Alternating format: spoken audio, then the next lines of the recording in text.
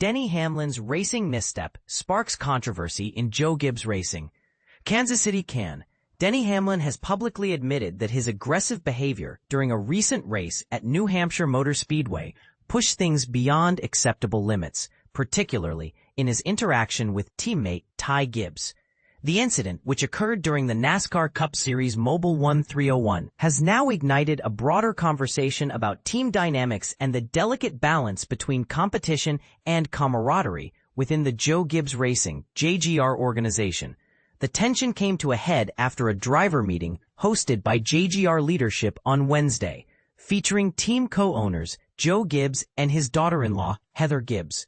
This meeting aimed to address how JGR drivers should navigate their rivalry, especially given the high-stakes playoff environment. Absolutely. I definitely got hot under the collar, and it went too far on my end, Hamlin said in an interview prior to practice at Kansas Speedway. There were things I wish I could have done a little bit differently. The controversy began when Hamlin felt Gibbs was pushing him and Christopher Bell too hard for 11th place early in the race.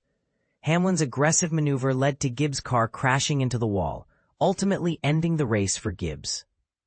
After the incident, Hamlin expressed frustration with Gibbs' racing strategy, noting that understanding down and distance seems to be the struggle for the younger driver. He also reportedly told Gibbs via in-car radio that no one at JGR wanted to dictate how he should race, given Gibbs' unique position as the only JGR driver not in the playoffs. While the team leadership emphasized that the meeting was productive, no details were shared publicly. Playoff drivers were required to be available for media interviews on Saturday, which complicated the situation. Ty Gibbs, when approached by reporters after qualifying, was briefly questioned but quickly escorted away. Gibbs later avoided answering questions about the meeting, citing sponsor obligations on Monday and Tuesday.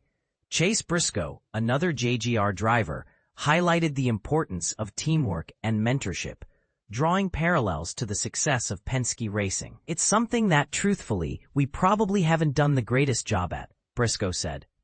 We can make it way easier on ourselves. It's already hard to win a championship as it is. Coach has been in this for years. He's only won 5, and we're not doing ourselves any favors, as hard as it is, just on each other. The incident has sparked debates about the role of coaching in team dynamics. While some argue that drivers should have autonomy in racing strategies, others believe that clear guidelines are essential for maintaining harmony. As Briscoe put it, things will be different going forward for us.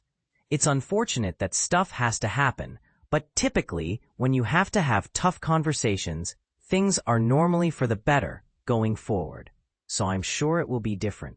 But here's where it gets controversial. Should drivers be allowed to push each other to the limit, or is there a line that must never be crossed? And this is the part most people miss: how team culture shapes the way competitors interact. As Ross Chastain, a driver with a history of clashes with Hamlin, reflected, letting Denny by was the right thing to do at that point, and that will come back around.